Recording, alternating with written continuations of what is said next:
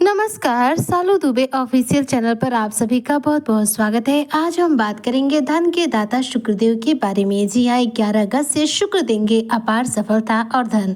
मकर राशि, रोडपति भी बनेंगे करोड़पति। क्या है ये चर्चा? किस प्रकार से शुक्र अपार सफलता और धन एक साथ देने वाले हैं? किस प्रकार से शुक्र के प्रभाव अब बदलने वाले हैं?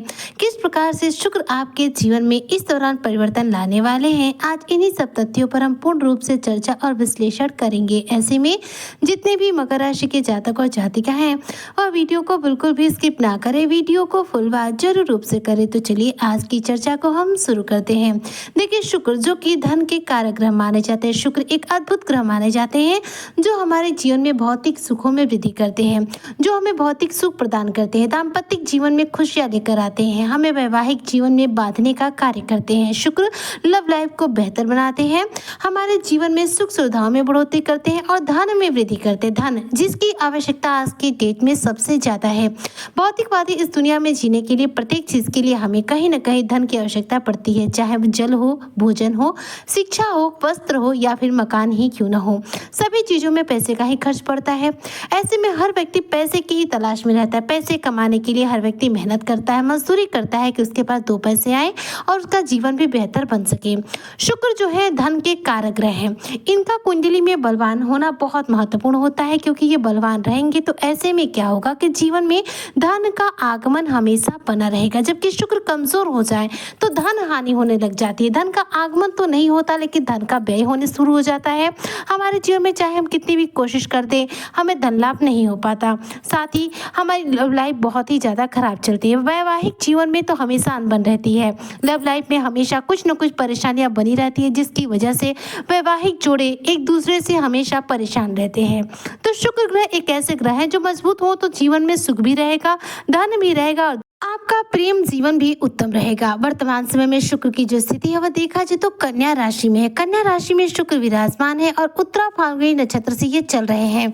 उत्तरा फाल्गुनी नक्षत्र में शुक्र की स्थिति लगातार बनी हुई है, लेकिन अब उत्तरा फाल्गुनी नक्षत्र से शुक्र जो है निकलने जा रहे हैं। जी हाँ, 11 अगस्त 2026 की प्रातःकाल 6:30 बजे शुक्र जो है उत्तरा फाल्गुनी नक्षत्र से निकल करके हस्त नक्षत्र में प्रवेश करेंगे। हस्त नक्षत्र जो कि चंद्रमा का नक्षत्र है। चंद्रमा मन के कारक है, शीतलता के कारक है। चंद्रमा हमारे जीवन में एक ऐसे ग्रह है जो मन के सबसे अधिक कंट्रोल करते हैं और मन को सबसे ज्यादा चंचल करते हैं।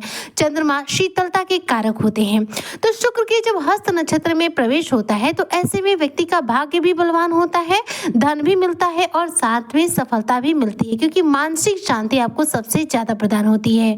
तो यहाँ पर देखिए, मकर राशि के जातकों के लिए शुक्र की जो स्थिति है वह कन्या राशि में ही रहेगी। ये यहीं पर रहते हुए उत्तरा फाल्गुनी नक्षत्र से निकल करके हस्त नक्षत्र में गुजर कर जाएंगे 11 अगस्त 2026 को। अब ऐसे में आपके जीवन में क्या परिवर्तन होंगे? तो सबसे पहले मैं बात करूंगी करियर को लेकर के कि करियर के हिसाब से आपके जीवन पर शुक्र का ये गोचर क्या प्रभाव देने वाला है। तो यहाँ पर देखा जाए तो भाग्य भाव में शुक्र विराजमान है। ऐसे में भाग्य का तो साथ 100% आपको मिलेगा। नवम भाव भाग्य भाव है तो भाग्य के सभी दरवाजे खुले रहेंगे। लंबे समय से रुके अटके कार्य पूरे होंगे।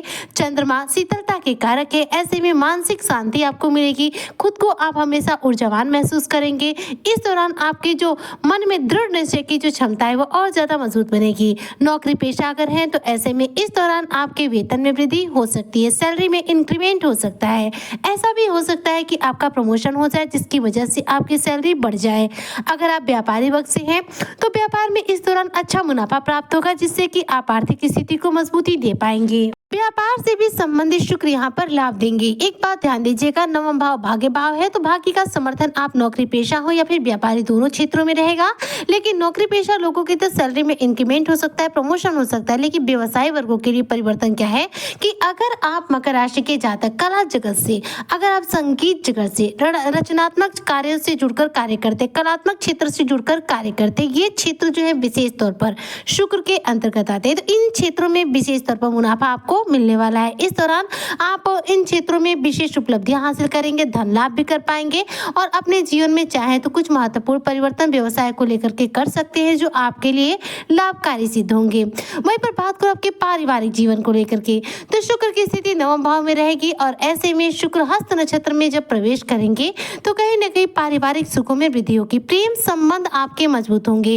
अगर रिश्तों में अनबन चल रहा है, दाम्पत्य जीवन से खुशियां चली गई हैं तो वापस आएंगी।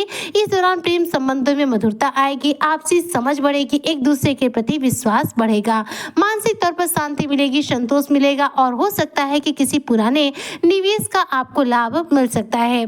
शुक्र एक ऐसे ग्रह है जो हमारे जीवन में भौतिक सुखों में वृद्धि करते हैं। ऐसे में हस्त नक्षत्र में जब शुक्र जाएंगे तो शुक्र पूरी शीतलता के साथ आपके जीवन में भौतिक सुखों में वृद्धि करेंगे, जिसकी वजह से आपके जीवन में, आपके घर में ऐसी किसी चीज की खरीदारी हो सकती है जो आपके सुखों में वृद्धि कर सके। इस दौरान आप अपने कार्यों के बल पर, अपनी कला के बल पर, अपनी निपुणता के बल पर अपने कार्य क्षेत्रों में सफलता प्राप्त करेंगे।